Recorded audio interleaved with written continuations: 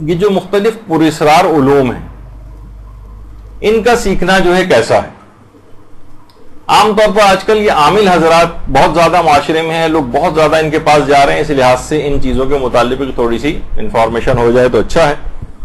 اور وہ اس کے اندر آتا ہے مثلا علم العادات آتا ہے، جسے کہا جاتا ہے یہ علوم غریبہ ہیں.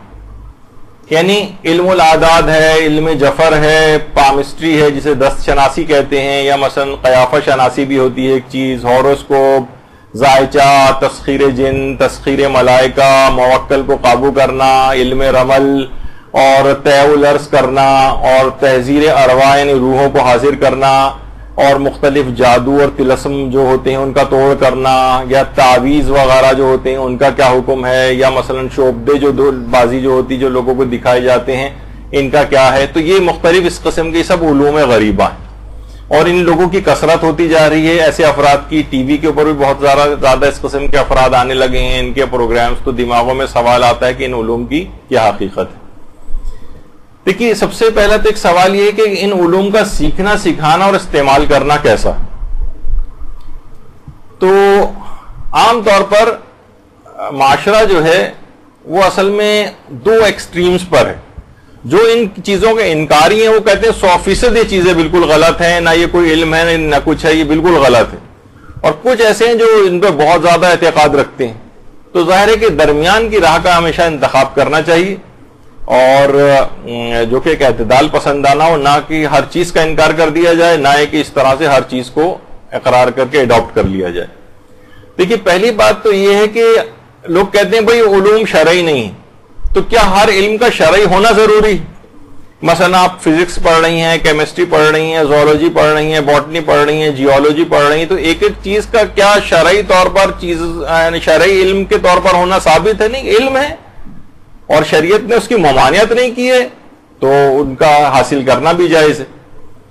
یعنی یہ علوم کیا ہوتے ہیں؟ عام طور پر یہ ہلکے یعنی اس میں کبھی اچھے قسم کے اندازے لگائے جاتے ہیں، کبھی ہلکے قسم کے اندازے لگائے جاتے ہیں. کچھ شواہد ہوتے ہیں، کچھ تھیوریاں ہوتی ہیں، کچھ پریکٹیکلز ہوتے ہیں، کچھ اعداد و شمار جمع کی جاتے ہیں، پھر یہ ایک علم بنتا ہے. تو اسی طریقے سے علوم غریبہ بھی. حوزہ علمیہ قوم کے جو استاد جو کہ عراق بھی اکثر اس پہ جاتے ہیں، آغا سید عادل علوی، انہوں نے پورا مقالہ اس پہ لکھا ہے کہ پہلے زمانوں میں باقاعدہ جو علوم غریبہ ہوتے تھے یہ حوزہ علمیہ کے اندر پڑھائے جاتے تھے، تاکہ انسان وہاں سے بالکل جامع اور معنی بن کر جو ہے وہ رہے. اور حوزوی عالم جو ہیں وہ جامع، منقول اور معقول ہوا کرتے تھے، یعنی تمام علوم بھی ان کو آتے تھے. یعنی حتیٰ کہ ان کو طب بھی آتی تھی، ریاضی بھی آتی تھی، اسٹرانومی بھی آتی تھی، ایسٹرولوجی بھی آتی تھی، یعنی اس طرح سے تمام علوم کا حاصل کرتے تھے. لیکن وہ خود فرماتے ہیں سید عادل علوی کہ ہمارے زمانے میں طالب علم نہ صرف یہ کہ ان علوم کو سیکھنا حقیر سمجھتے ہیں، بلکہ اسی وجہ سے ان علوم کی مزید ترقی نہیں ہوئی اور یہ کتابوں کے قبرستانوں میں دفن ہو گئے. یا پھر یہ ہو گیا ہے کہ جناب اس کو بلکہ حقارت کی نگاہ سے بھی دیکھا جانے لگا ہے. اور یہ بھی ہونے لگا ہے کہ عام طور پر پھر یہ علوم ایسے افراد کے ہتھے چڑھ جاتے ہیں جو کہ نااہل افراد ہوتے ہیں. نااہل جسے ملا صدرہ جسے کہا جاتا تھا کہ نااہل کے ہاتھ میں اس طرح کا علم دے دینا ایسے ہی جیسے کسی مست آدمی کے ہاتھ میں جو کہ مست اور مدہوش ہو نشے میں، اس کے ہاتھ میں کوئی تیز دھار چھری دے دی جائے، اب وہ زیادہ تر اس سے نقصان پہنچائے گا.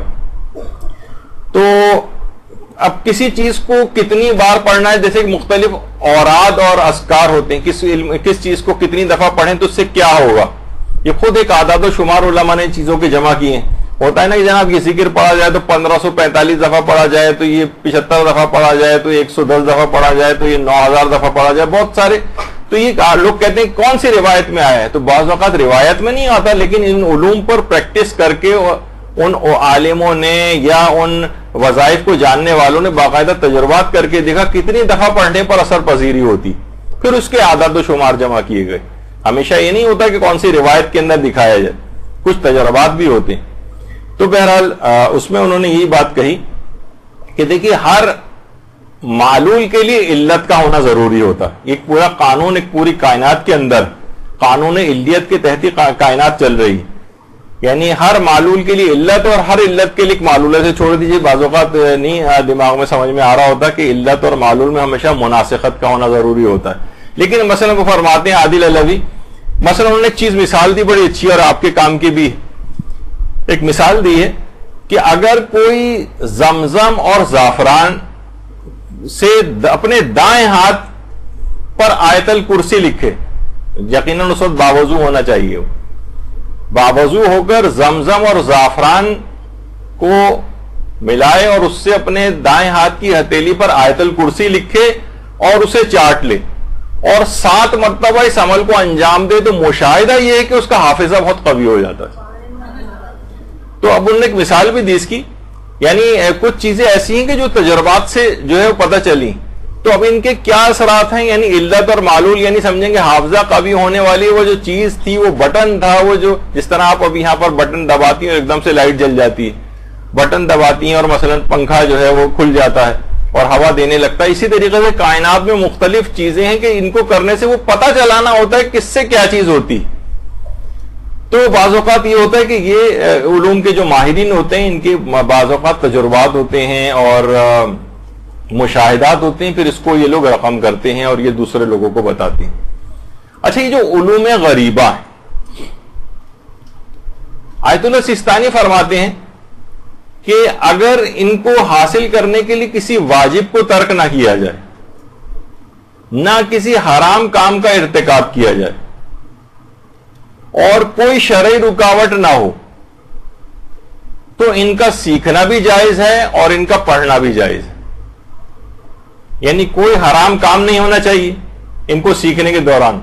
مثلا ممکن ہے کہ بہت سے یہ علوم ایسے ہیں کہ جناب اگر یہ آپ سیکھیں گے تو کچھ میں مثلا نجاست کھانی پڑے گی, یا مثلا کچھ مقدس کلمات کو پیشاب سے لکھنا پڑے گا, یا کچھ مقدس کلمات پہ پاؤں رکھ کے کھڑا ہونا پڑے گا. یعنی بہت سے جو اس کے وہ ہوتے ہیں جو شیطانی علوم وغیرہ جو سیکھتے ہیں اور اس طرح کی چیزوں میں جاتے ہیں, تو ان کے لیے یہ چیزیں کرنا پڑتی. کہتے ہیں نہیں, اگر کوئی حرام کام کرنا پڑ رہا ہے تو پھر ان کو سیکھنے کی اجازت نہیں. یہ فرماتے ہیں, بلکہ آیت اللہ سیستانی نے لکھا ہے کہ آج کل جو لوگ جو دعویٰ کرتے ہیں کہ ان کے پاس یہ علم ہے, زیادہ تر پر اعتماد نہیں کیا جا سکتا, بلکہ زیادہ تر حالات میں یہ تضییع اوقات کا اور اتلاف عمر کا باعث بنتے ہیں. یعنی آپ کا ٹائم ضائع ہو رہا ہے. تو انہوں نے کہا ہے کہ بلکہ ہم یہ دیکھتے ہیں کہ ان امور کے اندر جو پڑ جاتا ہے وہ اپنے وظائف اور ذمہ داریوں سے انسان کو یعنی یہ چیزیں دور کر دیتی ہیں. تو انہوں نے کہا ہے کہ ہم نصیحت کرتے ہیں کہ طالب علموں کے لیے یہ علوم شاید ترویج باطل میں شمار ہوں, اور البتہ اگر کوئی شخص پھر بھی ان چیزوں میں یعنی کوئی حرام میں پڑے نہیں اور اپنی ذمہ داریوں کے پیچھا نہ چھڑائے اور کسی حرام میں بھی گرفتار نہ ہو, کوئی واجب بھی اس سے نہ چھوٹے, وقت بھی اس کا ضائع نہ ہو, تو ٹھیک ہے, پھر وہ ان علوم کو حاصل کر سکتا ہے. لیکن یہ بات بہت نادر ہے, بہت کم افراد ایسے ہوں گے, لیکن جو ہیں. تو بہرحال آیت اللہ سیستانی نے کچھ شرطیں لگائی ہیں کہ ان علوم کو اگر کوئی سیکھنا چاہے تو ان شرائط کے ساتھ. اچھا, ہمارے بہت بڑے بڑے علماء ایسے گزرے جو علوم غریبہ کے بڑے ماہر گزرے, جیسے شیخ بہائی, حرم امام رضا علیہ الصلوۃ والسلام جن کے قبر مبارک,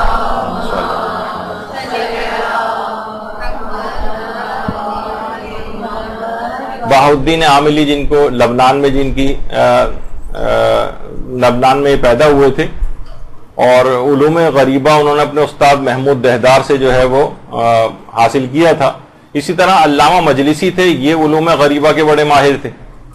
اسی طریقے سے ملا محسن فیض کاشانی, یہ ان علوم کے بڑے ماہر تھے. ملا صدرہ جو ہمارے گزرے بہت بڑے فلسفی, وہ ان علوم کے بہت ماہر تھے. آیت اللہ علی آقا قاضی, یہ ان علوم غریبہ کے بہت ماہر تھے, ابھی ان کا آگے چل کر تذکرہ آئے گا. اور اسی طریقے سے آیت اللہ حسن الہی طباطبائی, جو آیت اللہ سید محمد حسین طباطبائی کے بھائی تھے, یہ ان علوم کے بہت ایکسپرٹ تھے. خاص طور پر یہ جو شیخ بہائی تھے, یہ تو علم جفر اور فعال نامے پہ تو انہوں نے پوری کتابیں لکھی. اور ان کی بیوی بھی جب آئی تھی شادی ہو کر, تو ہمارے ہاں تو عام طور پر مسحریاں, صوفے اور یہ جہیز وغیرہ کے اندر لے کر آتی ہیں. ان کی بیوی جہیز میں 4000 کتابیں لے کر آئی تھی شیخ بہائی کی. اچھا شیخ بھائی لاولد رہے, اولاد تو ان کے یہاں کوئی نہیں ہوئی, البتہ علمی لحاظ سے اس حد تک تھے کہ آج بھی بہت سے علماء اہل سنت ان کو سنی سمجھتے ہیں, کیونکہ انہوں نے بہت ساری اہل سنت کی تفاسیر کے اوپر حاشیے وغیرہ بھی لکھے تھے. لیکن بہرحال یقینی طور پر شیخ بھائی شیعہ عالم دین تھے. اسی طرح علامہ مجلسی کو بھی بہت علوم غریبہ کا ماہر کہا جاتا ہے. اچھا علوم غریبہ کے سلسلے میں آیت اللہ ناصر مکارم شیرازی, انہوں نے بھی ان سے یہی سوال پوچھا گیا ہے کہ آپ یہ بتائیے کہ بہت سے علوم جیسے علم رمل ہے, جفر ہے, یا علم استرلاب ایک خاص ایک الگ علم ہے جس میں زمین وغیرہ کی پیمائش کی جاتی ہے اور یہ فلکیات میں بھی استعمال ہوتا ہے, ان سے کہا کہ ان میں کچھ کے فوائد بھی اور بعض علماء نے ان کو سیکھنے میں رغبت بھی رکھی, تو ان علوم غریبہ کا سیکھنا کیسا ہے؟ تو جواب یہ دیا انہوں نے کہ صحیح طریقے سے ان علوم کا حاصل کرنا مشکل ہے, اور کتنا اچھا ہے کہ ان میں وقت صرف کرنے سے پرہیز کیا جائے. یعنی آیت اللہ ناصر مکارم شیرازی یہ جو کہا جاتا ہے کہ یہ صحیح طریقے سے ان علوم کا حاصل کرنا بہت مشکل ہے آج کل.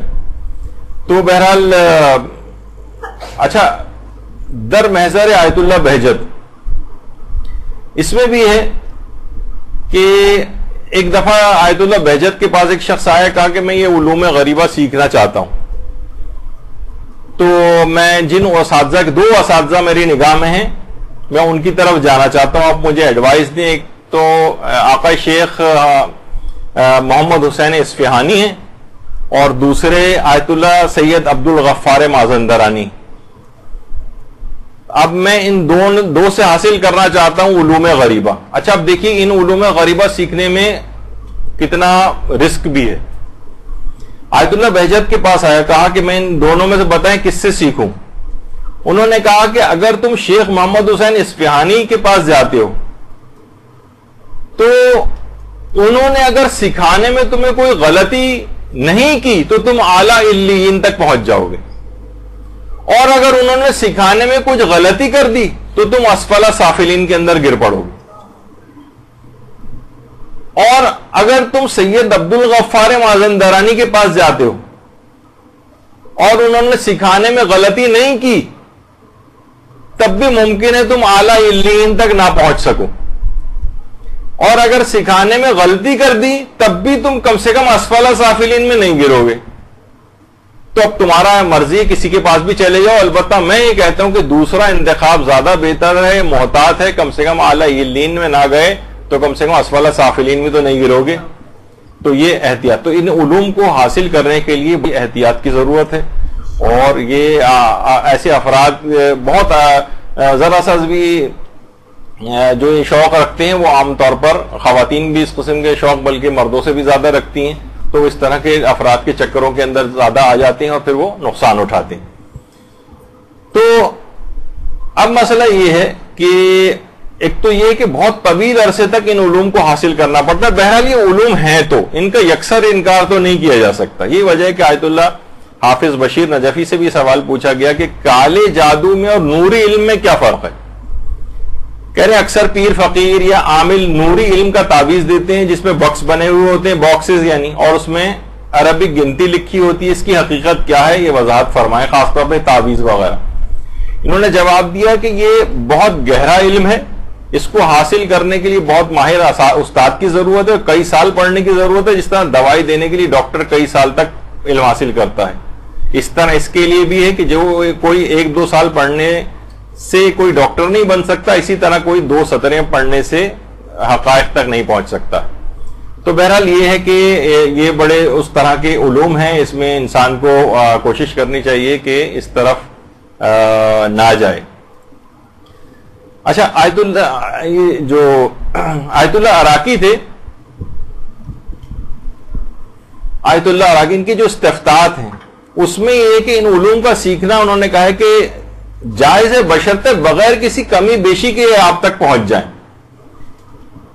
اور سنیائے معرفت میں آیت اللہ مرزا کاظم یزدی کی جو زندگی نامہ ہے اس کے اندر بھی ہے کہ ان سے مروی ہے یہ بات کہ یہ علوم ناقص صورت میں ہم تک پہنچے, اور جن علماء نے بھی ان علوم کو حاصل کیا تھا انہوں نے اپنی اولادوں اور شاگردوں کے اندر اس کو منتقل نہیں کیا بلکہ اس کو سیکھنے سکھانے سے تائب ہو گئے. انہوں نے بلکہ باقاعدہ ماہنامہ کیہان، ایک تو روزنامہ کیہان وہاں پر اور ایک ماہنامہ بھی ایک رسالہ ہے ایران میں جو اس کا خصوصی نمبر چھپا تھا، اس میں آیت اللہ مرشی نجفی کے بیٹے محمود مرشی کا انٹرویو چھپا تھا. تو اس میں محمود مرشی نے یہ کہا تھا کہ ہمارے والد آیت اللہ مرشی نجفی ان تمام علوم غریبہ کو جانتے تھے، لیکن انہوں نے ہمیں نہیں سکھائے اور فرماتے تھے کہ میں ان کو سیکھنے کے بارے میں تائب ہوں اور میں نے ان میں وقت لگا کر بہت غلطی کی. جنہوں نے یہ علوم کو سیکھ بھی لیا تب بھی. اور آیت اللہ سید محمد حسین طباطبائی یہ فرماتے تھے، بلکہ اکثر کہتے تھے، افسوس کا اظہار کرتے تھے، کاش میں جوانی کے ادوار میں کچھ کتابیں جتنی میں نے پڑھی ہیں اور جتنے کچھ خاص علوم میں نے یعنی علوم غریبہ کی طرف اشارہ تھا، کاش وہ وقت بھی میں قرآن پڑھنے میں لگا دیتا اور ان میں اپنے وقت کو ضائع نہ کرتا. اللہم صلی علی محمد و علی محمد.